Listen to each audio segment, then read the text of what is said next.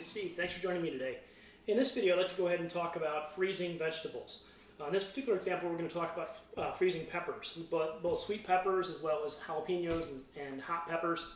I want to do these in separate batches, obviously, to keep the heat away from the regular sweet peppers.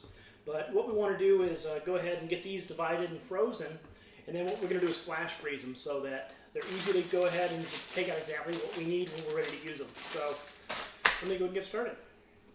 First of all, you're going to want to go ahead and wash your peppers after you've harvested them, which I've done here. You can also do this with store-bought peppers as well. It's all the same, so go ahead and just kind of decore them. Just like you would if you're going to use it fresh.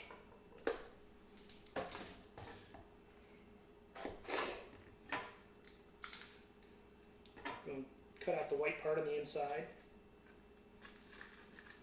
Clean them just like you would for regular use.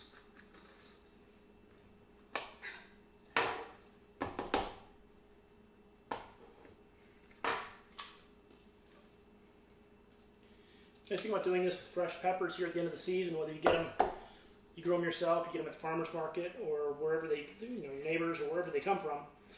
Get them when they're cheap and they're fresh and they're in season. You know you're right at the prime time right now of the season and when these are ready. So it's a good opportunity to get them both, not just from a financial perspective, because they're usually less expensive now as opposed to buying fresh in the middle of the winter time.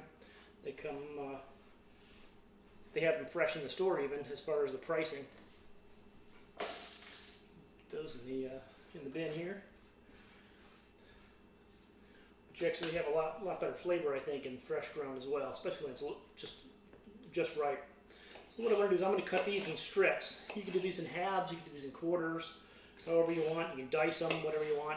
We like to use ours in strips like this. It gives us the flexibility that if we want to dice it down, we can, or we can use them in strips like this for fajitas and things like that. So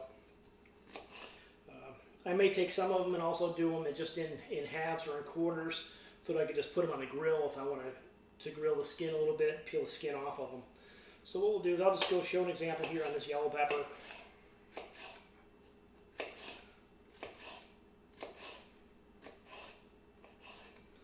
Great.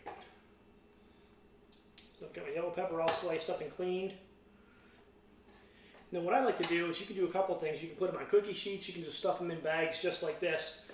But even though they're still pretty dry, they still have some moisture in them. They're going to clump together. So you can end up with a big block of peppers. If you want it where you can go through the bag, I just pull these right out of the freezer and pull them out piece by piece. You'll want to go ahead and flash freeze them. So that's what we're doing here. You can go through and use a cookie sheet. I've used cookie sheets where you put a piece of plastic wrap on there in between layers. Then you freeze them and then you can take them and put them into a Ziploc bag or vacuum seal them. I've also found that I like to use the dehydrator trays. These have been really handy for this as well. They stack. If I got room in the deep freeze, I can just go ahead and stack the trays. It works out really well, keeps them organized, keeps them from touching each other, and cleanup is a breeze because the trays are really easy and quick to work with. So what I'll do is I'll go ahead and get these all cut up and stacked, and you'll see I'll just go ahead and stack them just like a stack of dehydrator trays. Put them in the freezer, and I'll be right back. Okay, there we go. Through the magic of film, everything's all done. So what I did is I went ahead and cut all these up, trayed them, cored them, trayed them, and then got them all ready for the freezer. So I'm going to go and get these in the freezer, and then I'll be right back. Oh, but to cover them, as I mentioned, I wanted to go ahead and put a plastic cover to keep the humidity down. So basically I have like the roll-up tray piece that comes with the dehydrator. I put that in upside down over the top. That way kind of eliminates any frost forming, especially on that top layer. So that's what we got in the freezer. I'll be right back. Okay, our peppers are frozen. We got them out of the freezer. And they're all stacked in their trays. I'm going to put them all in a freezer Ziploc bag. You notice they're all individual slices, nice and frozen, so they're not going to stick together. So when they're in the bag, I can just take out whatever I need. You can separate them by color, or in this case, I'm going to put them all in the same bag. And I'll have what they call stoplight peppers, where it's red, yellow, and green all in the same bag.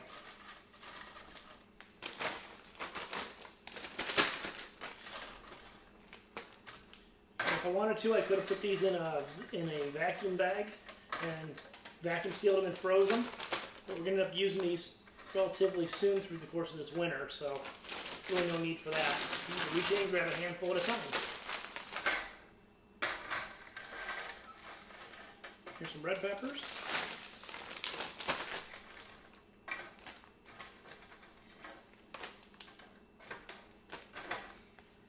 And last but not least, the green.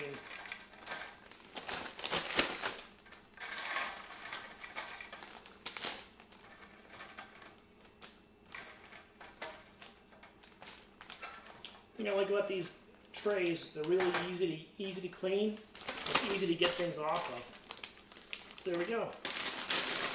Got about half a gallon of pepper slices, all individually frozen, ready to go.